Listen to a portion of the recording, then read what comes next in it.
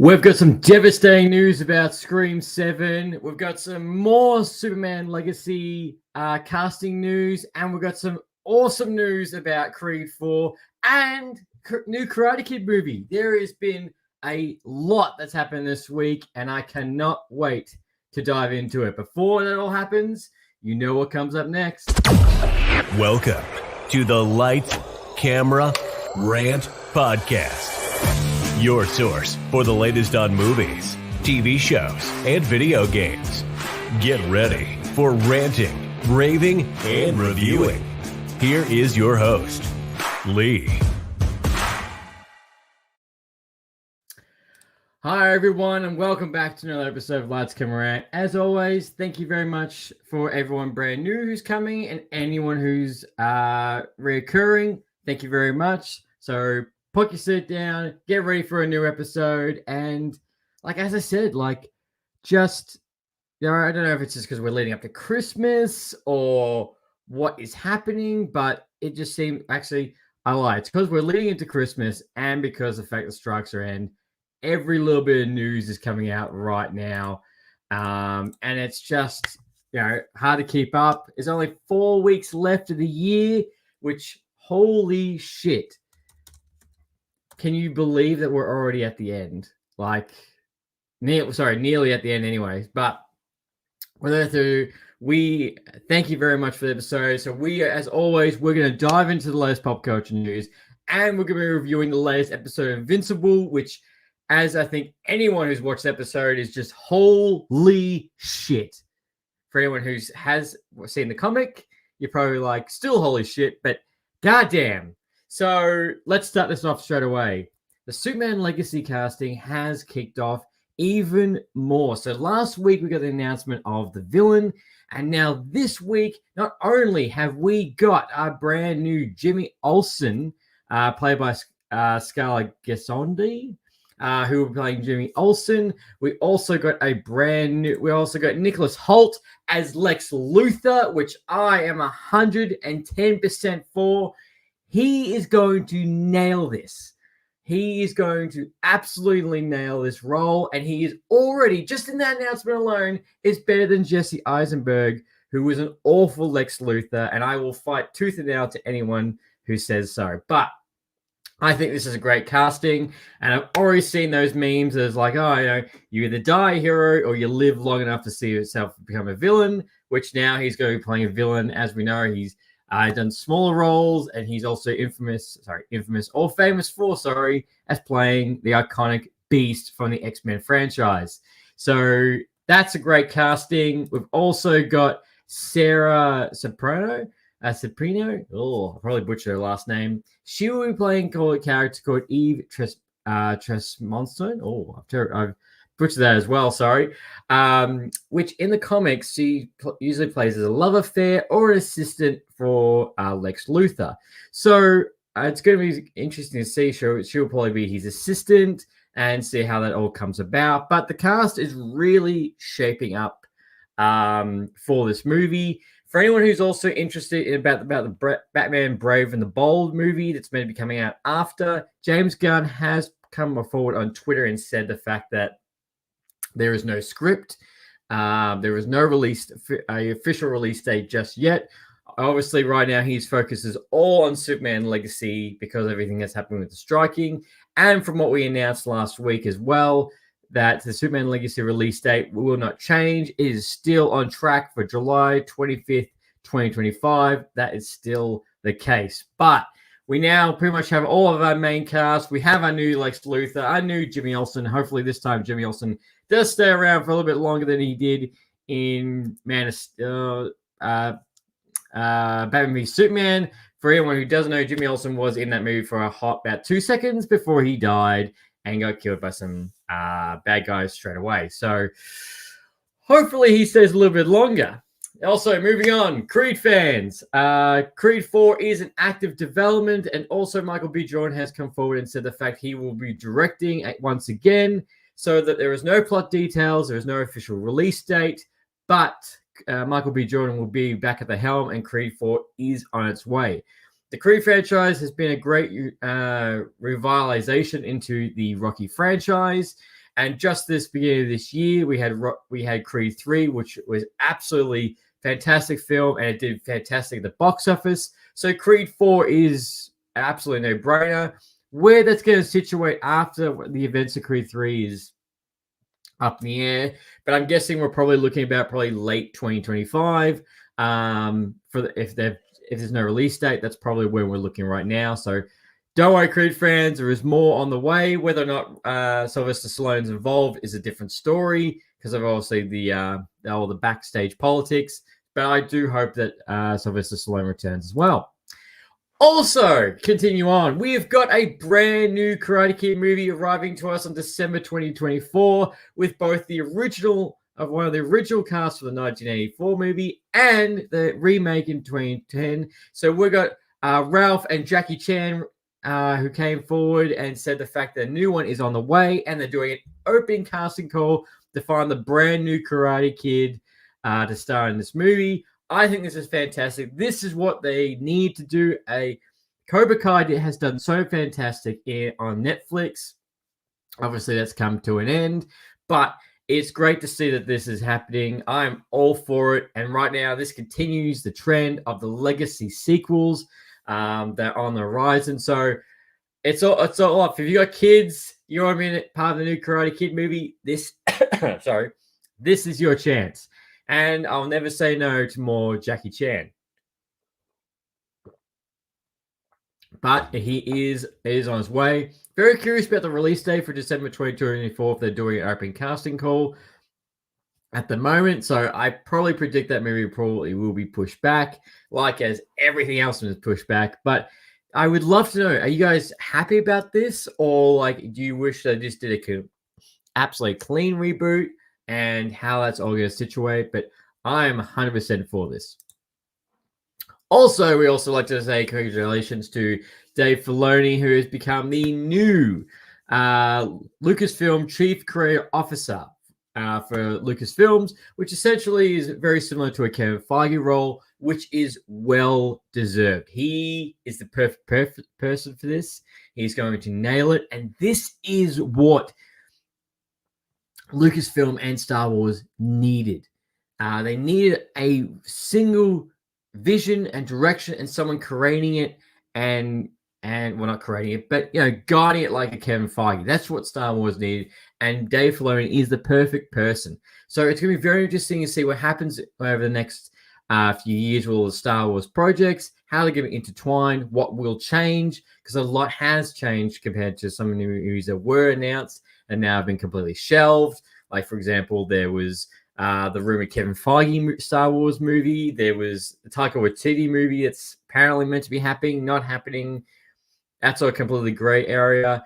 And there was the Fighters of the Old Republic. That was meant to be Patty Jenkins. That's completely been shelved and cancelled altogether. So Star Wars needs this solid direction, and I'm all for it. So congratulations to Dave Filoni.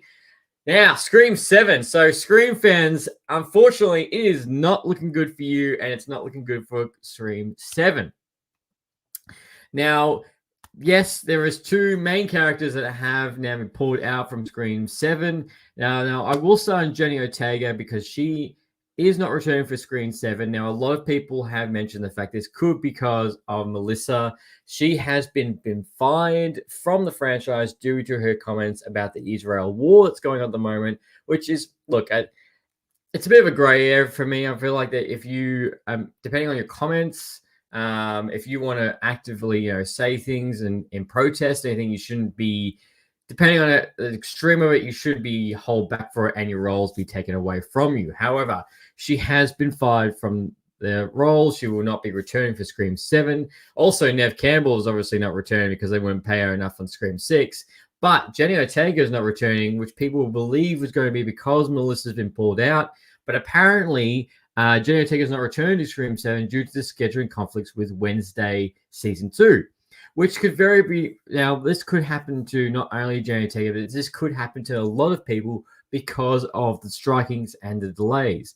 So schedules right now in the movie industry are completely up in the air. It's just going to be so hard for every project that every actor's on at the moment because everyone's been pushed and everyone wants to get pumped out.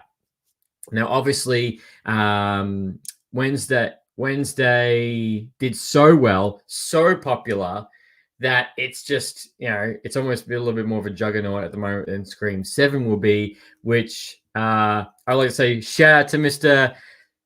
Michael on Star Wars, who just came past on our YouTube. Thank you very much for coming past, man. I always appreciate it. If you haven't, you need to go check out his channel and subscribe and listen to his podcast. It is the upper echelon of pop culture podcasts on Star Wars and Marvel. I will put a link in the show notes for that man. But yeah, Screen 7, yeah, that's I think right now that Screen 7 needs to completely be cancelled. If you can't get your main character to come back, a lot of the originals are dead, and your two brand new leads are both pulled out, I think it's just easy just to cancel it altogether, and it'll just be a lot easier. Which thank you, Mr. Mark My Words, for popping up on YouTube as well. He's also he's absolutely killing it. And he's also got a brand new collaboration that he's done and being a partner. Definitely go check out his Twitter on what he's done for that. So that's fantastic. Always, man. Always, Michael. I always will shout out and give where credit is due. Also, like to say to Crash Core, who's come past on I was going to say Twitter. Twitch. God damn. Thank you very much for coming past, man, as well. Definitely, yeah, that's exactly right. Also, maybe just push it back a year. They'll definitely save some money, not half-assing it. But yeah, Scream, yeah, either push it back or Scream 7 push or cancel it. It's not looking good at all, and I feel like these reports are not going to be the last one. We're going to hear more of these. I said as last time, delays, cancellations. We're going to keep hearing more of these. They're not going to stop. They're not going to stop, unfortunately, and we have to accept that. Also, South Park fans, we've got the brand new game that's coming out, South Park Snow Day. We've got official gameplay trailer for that, and we've also got a release date, which is on December 31st this year. Yeah, it is. Michael, Scream franchise starting to look like the Marvel franchise. Well, I still can't believe they got to 7. That's what I can't believe. They've got to 7 Scream movies. I understood 1, 2, and 3. I understand 4, which was a reboot. But the fact that there's 6 of them now, and there was also a TV show which I'm pretty sure bombed. So there is a lot more of that franchise than expected. But because it takes the piss out of the current horror films, they can keep pumping it out. But yes, South Park Snow Day. Now, this is another entry in the South Park video games. Now, obviously, we got Stick of Truth, we got Fractured Butthole, and now we have Snow Day, which is a 3D game. The gameplay trailer looked really good. This will be dropping at the end of this year. So South Park fans, they will get a very treat for their going into 2024. The game looks all right, a little bit different. How the longevity of it, of gameplay, is up for debate. So because we only have one gameplay trailer, but I'm gonna pick it up. I think it'd be a lot of fun just to do, just a small game. Because don't forget, I'm pretty sure Stick of Truth got 9 out of 10, and Fractured Butthole also got 10 out of 10, which are also fantastic games, and which you need to go pick them up. Also, this was very interesting on how this is going to, if this is indeed the case. So not only did we get Patrick Pascal announced as, well, rumored to the fact he will be playing Mr. Fantastic, is that Aaron Taylor-Joy is going to be playing a female version of the Silver Surfer and be the villain for the new Fantastic Four film.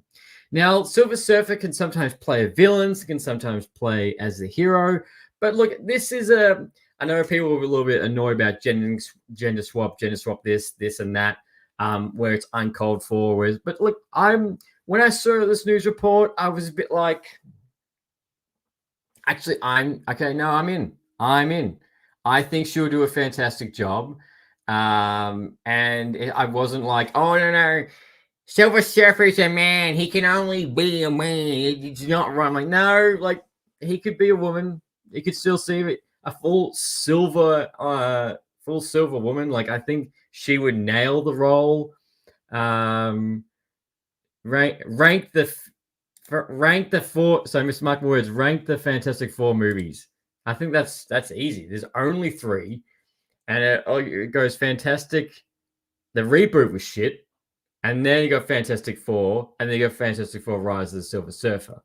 So there's only 3. So the fourth one, well, the new one is up for debate. With being Patrick Pascal as the main character, that's money, baby. That's money.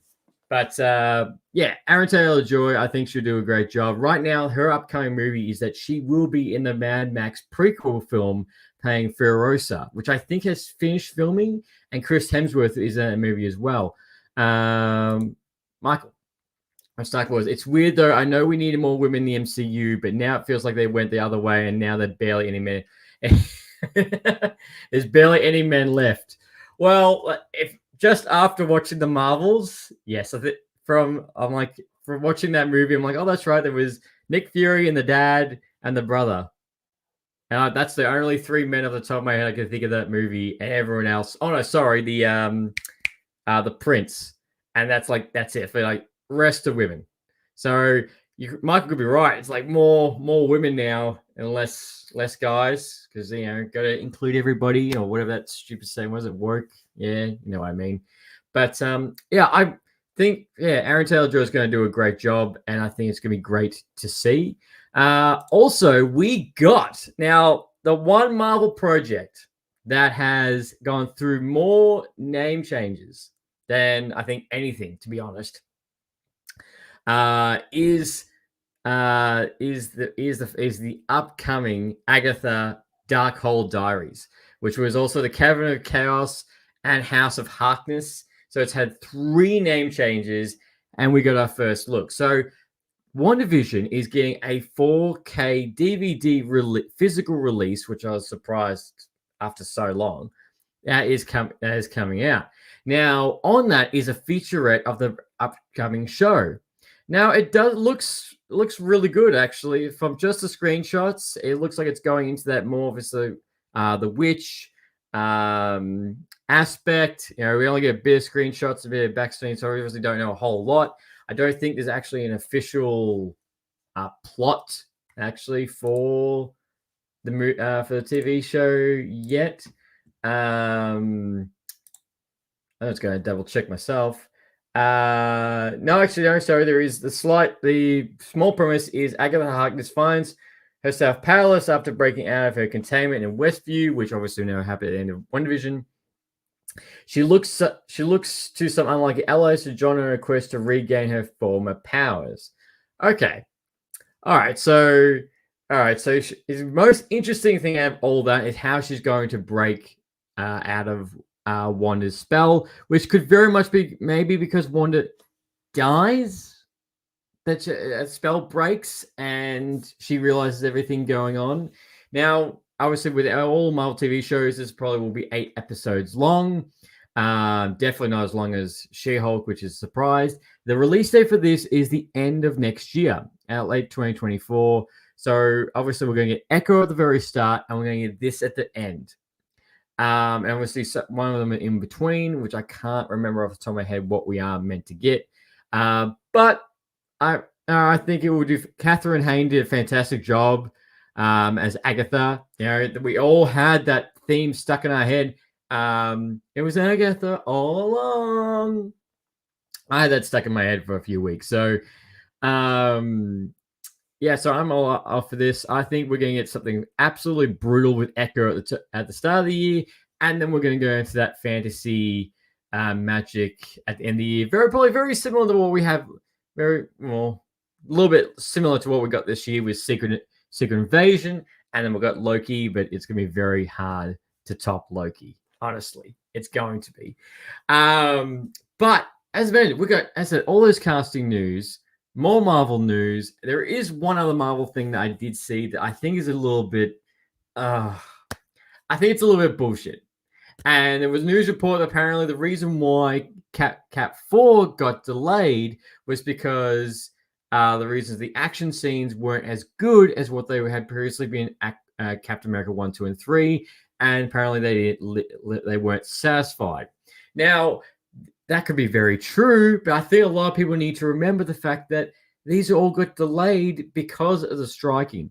So if the striking wasn't there, we would still get all 3 films next year, which I'm still so gutted that we didn't get. But I digress. I'm still going to get, but there's already rumors all around. There's a rumor of the fact that apparently Jonathan Majors is still on his way out because of his court case, and Kang Dynasty is going to be changing. There's also the rumor that Mads Mikkelsen could very much be up in the talks for the Doctor Doom role, which would be absolutely mad if he was. Yes, he did play a villain, but I think Mads Mikkelsen, you still haven't come back.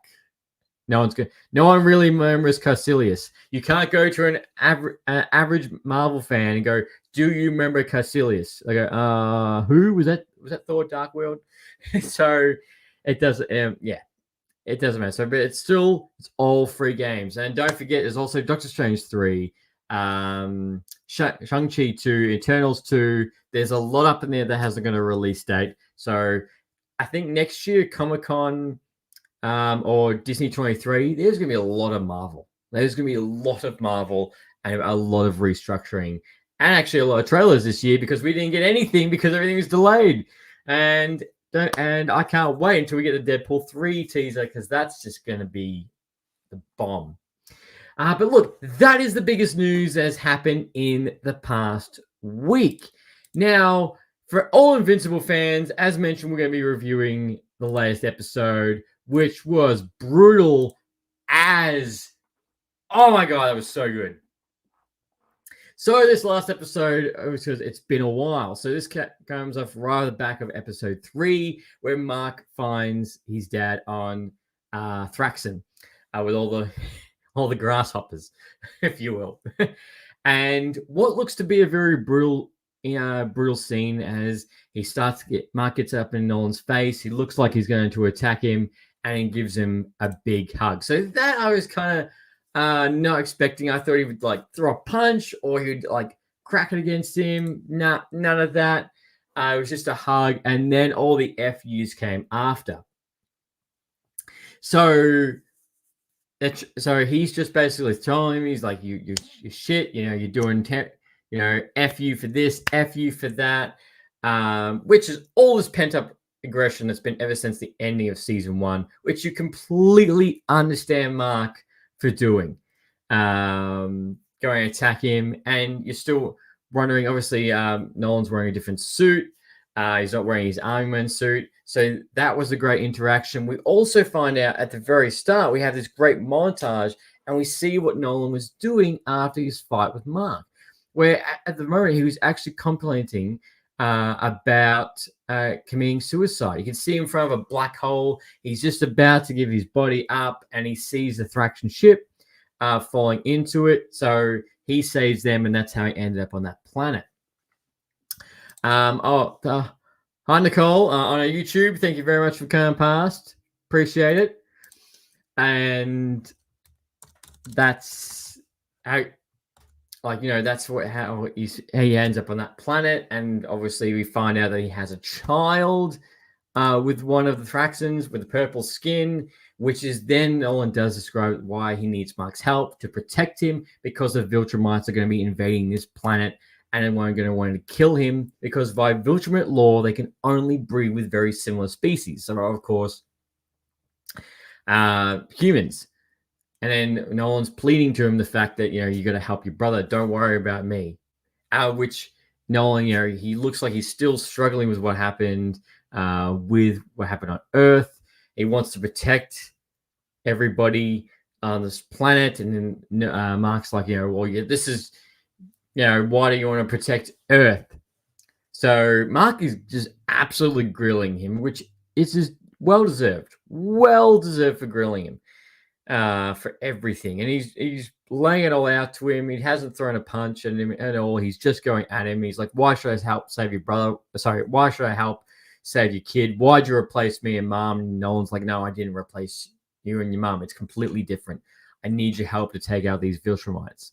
Now, before they can obviously get into training and everything, the Viltrumites arrive. And it is one bloody fight.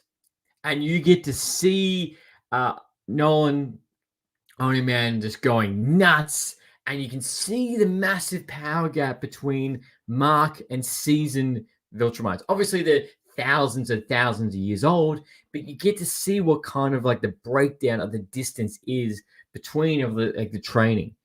And obviously, Mark goes protect his brother, which they do. However, that's what leads into this giant fight.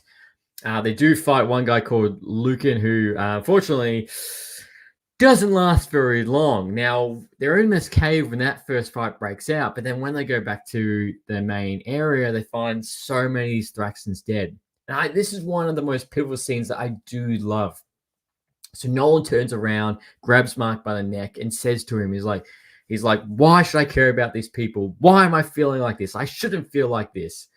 And Mark says to him, it's all right to feel like this. This is how you should have felt on Earth. And then you see Nolan's shock. He's feeling, he's not being like a normal Viltrumite. He's feeling all this. And in that moment, you can tell the fact that he regrets everything that happened on Earth. He says, he's like, I've missed and thought of you every single day. And, you see him, the fact that he feels everything that's happening and why it's all wrong. And again, I think for anyone, you need to start watching this TV show. It is so good. Yes, it is bloody. Yes, there is swearing, but just the conflict, the family, everything going on. Just still annoys me the fact that there's only 2 episodes left and the season's getting split. But then it leads into a bloody battle for the last 2 Viltrumites, which Nolan again has. It's very reminiscent. He has a talk with Mark very similar to his last talk to him on Earth, and he said, you need to fight like a Viltrumite. She is trying to kill you. And it gave me actually, it's funny, it gave me big Gohan and Goku vibes.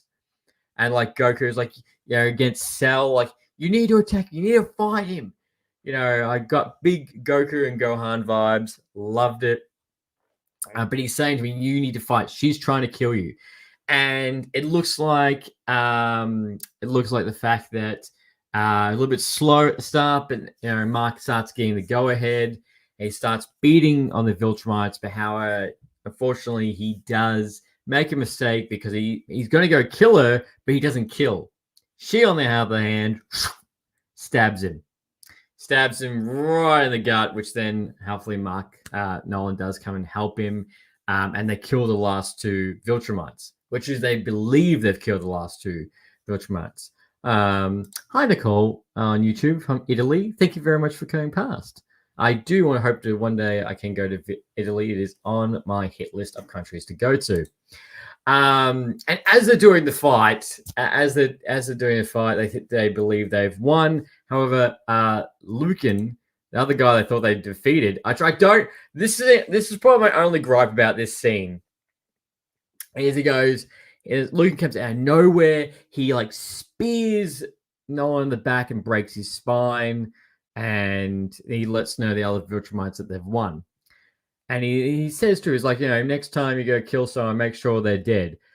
Dude, he slit your gut in half.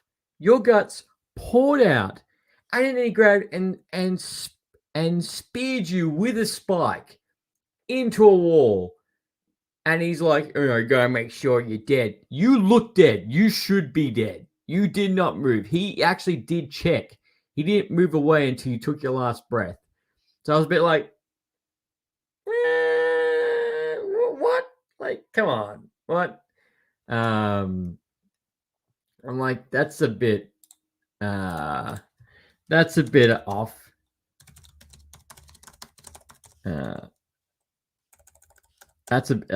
off to look at. Because okay. Anyway, we also are introduced to this new character called let me just double check it. General Craig. So basically, he goes to Mark and says to him that you need to take on your father's mission now. Your father will be taken back and be executed, which right before that, Nolan does say to him, he's like, remember my good deeds, remember what you mean to me, and then read my books. He says that, read my books twice. And then A gets taken on the Viltrumite spaceship. And this new guy, General Craig, who's also says to him, like, you're now going to take on your father's mission. You need to get Earth ready for conquer. And he says to him, I'll put this quite simple. You either kill a few humans to get them ready, or we kill billions to get them ready, and we will check on your progress. And I was like, shit, like, Mark's just on this planet bleeding out his guts, and they've left him. So hopefully there's still, I don't know what's happened to Mark's brother. Hopefully he got away, Thractions. So hopefully they've all been distracted and they don't know what's happening. So, because Lucan actually was also taken off the planet too. So it's going to be very interesting how that's going to take place. Now, with all that's going on, Mark's still at the planet. Eve, she struggles a bit, and she goes to fight a B-listed villain, which she goes a little bit too hard, and people nearly die. So she goes back home. And you see that Donald is also, he goes to visit Debbie because what happened with when she looked at him funny when she last saw Cecil. Donald goes to go have a checkout.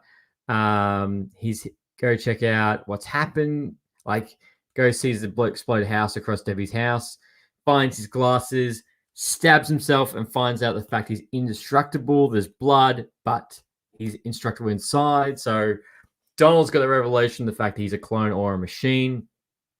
The Moeller brothers clone themselves, and that turns into a whole mess as well, and kills each other because which one's the clone. And also Debbie, she's also very struggling, but she has this great conversation with other character. Like, I can't remember his name. He was the suit fitter for all the superheroes, and she does this whole bit of cleanup of the house. But unfortunately, she does throw out on the curb Nolan's books.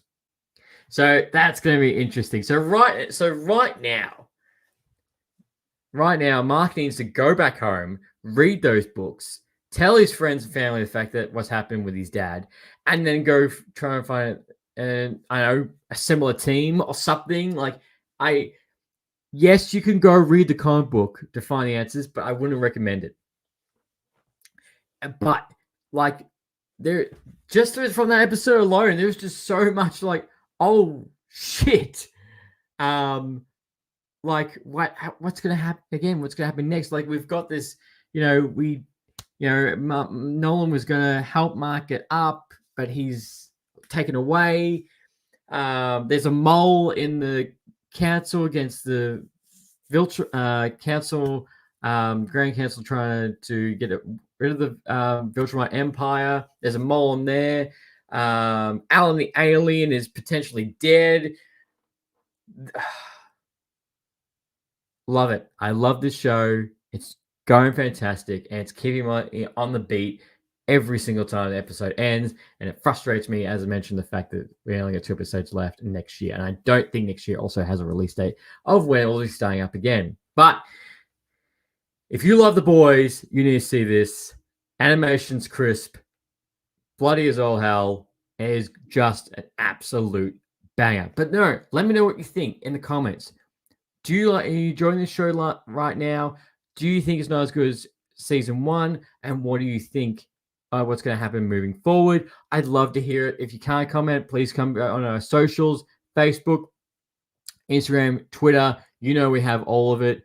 And as always, I'd like to say thank you very much for everyone who's tuned in for this episode and who tunes in for every single episode that we do make. It means the world to me.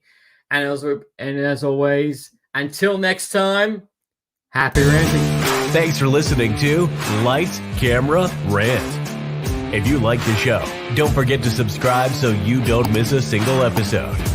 While you're at it, leave us a rating and review, and be sure to tell your friends. Until next time, happy ranting.